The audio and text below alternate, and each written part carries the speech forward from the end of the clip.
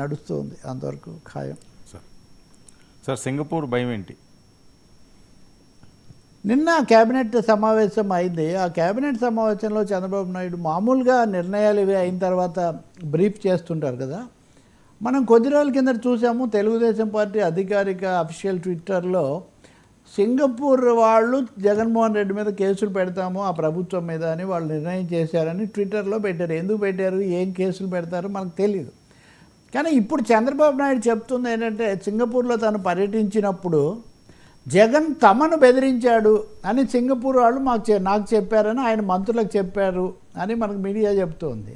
అంటే నిజంగా ఒక ముఖ్యమంత్రి ఇక్కడ ఆయనేమో వేరే దేశం నుంచి వచ్చిన వాళ్ళను నిజంగా జగన్ బెదిరించారా, బెదిరిస్తే ఏమని బెదిరించారు, బ్లాక్మెయిల్ కూడా చేశారు, ఈ పద్ధతిలో కూడా మాట్లాడుతున్నారు.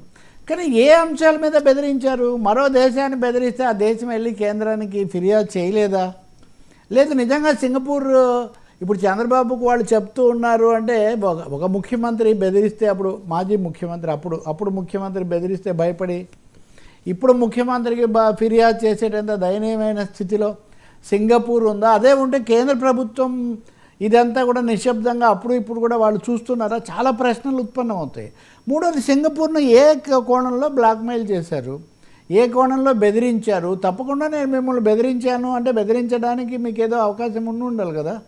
సో ఇది చాలా తీవ్రమైన విషయం. ఇది కేవలం ఆంధ్రప్రదేశ్ లేకపోతే వైసీపీ టీడీపీ కాదు, అసలు విదేశాంగ విధానానికి సంబంధించి సింగపూర్ పాత్రకు సంబంధించి కూడా చాలా కీలకమైన అంశం. మరి దాని మీద చంద్రబాబు నాయుడు శ్వేతపత్రాలు లేకపోతే ప్రజలను కలుసుకున్నప్పుడు చెప్పడాలో మీడియా అని చెప్తూ ఉంటారు కాబట్టి ఏమైనా చెప్తారేమో చూడాలి అనేది కూడా ఉంది. ఇంకా రెండో అంశము, అసలు ఒక తాత్కాలికంగా అంటే అప్పుడు అధికారంలో ఉన్న ప్రభుత్వం బెదరగొడితే భయపడి వెళ్ళిపోయి ఉపసంహరించుకున్న ఒక దేశాన్ని ఎందుకు అంత వెంటబడి పిలుస్తున్నాం మనం? ఈ ప్రశ్న కూడా ఒక తెలుగువాడుగా వస్తుంది కదా, సహజంగా భారతీయుడిగా. ఇప్పుడు అంతర్జాతీయ న్యాయస్థానాల దగ్గర నుంచి స్థానిక న్యాయస్థానాల వరకు వాళ్ళు పోట్లాడవచ్చు. ఉదాహరణకు జపాన్కు సంబంధించిన ఒక సంస్థ మొదట మా దగ్గర డిజైన్లు తీసుకుంటామని తీసుకోలేదు అని గతంలో చంద్రబాబు అధికారంలో ఉన్నప్పుడు కేసేశారు. సో విదేశాలు కూడా వాణిజ్యపరమైనవి కూడా చేస్తుంటారు. సింగపూర్ ఏదో అంతర్గత అవగాహన అయినట్టుగా ఒక ప్రభుత్వానికి ఇంకో దేశానికి మధ్యలో ఒప్పందం కుదిరితే దాన్ని జగన్ అంత తేలిగ్గా పక్కన పెట్టేయడం కానీ, వాళ్ళు భయపడిపోవడం కానీ, అప్పుడు భయపడి మేము పోయాము బెదిరించాడు అని వాళ్ళు ఇప్పుడు ముఖ్యమంత్రికి చెప్పడం కానీ, ఇవన్నీ కూడా చాలా అనుమానాస్పదమైన లేదా అస్పష్టమైన వ్యవహారాలుగా ఉన్నాయి. వీటి మీద పూర్తి వివరణ కావాల్సి ఉంటుంది. మూడవది, అలాంటి వాళ్ళని ఇంకా మనం ఎందుకు పాకులాడుతున్నాము? వాళ్ళు మనం పెట్టే పెట్టుబడుల సదస్సుకు రావడానికి కూడా సిద్ధంగా లేరు. నేను ఎంతో ఒప్పించాల్సి వచ్చిందని అంత ఒప్పించి ప్రాధాయపడి బతిమాడాల్సిన అవసరం ఏముంది? చంద్రబాబు నాయుడు గారు 1-2 సార్లు చెప్పారు, నేను వచ్చిన తర్వాతే విదేశాలకు వెళ్ళి పెట్టుబడుల కోసం ఆహ్వానించడం అనే ప్రక్రియ వచ్చింది, అంతకుముందు అంత ఇదిగా ఉండేది కాదని. నిజమే కావచ్చు, నాకు తెలిసి అంతకుముందు కూడా వెళ్ళేవాళ్ళు, సరే ఈయన కొంచెం ఎక్కువ ఉధృతంగా వెళ్ళేవాళ్ళు, అంతవరకు ఒప్పుకోవచ్చు.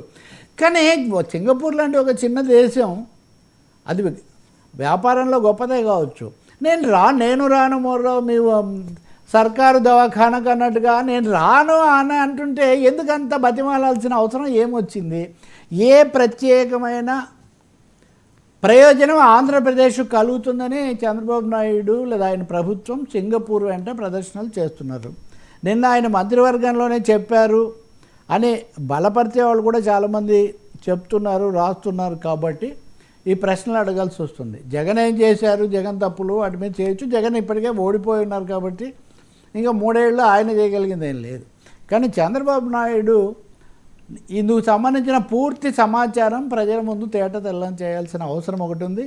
నన్ను అడిగితే ఏ దేశాన్ని కూడా బతిమాలటము లేకపోతే వాళ్ళ వెంట తిరగడము మన దేశానికి రాష్ట్రానికి మటు గౌరవప్రదం కాదు. లొసుగులు ఏవో ఉన్నాయా? ఏ లొసుగులు పట్టుకొని జగన్ బెదిరించాడు?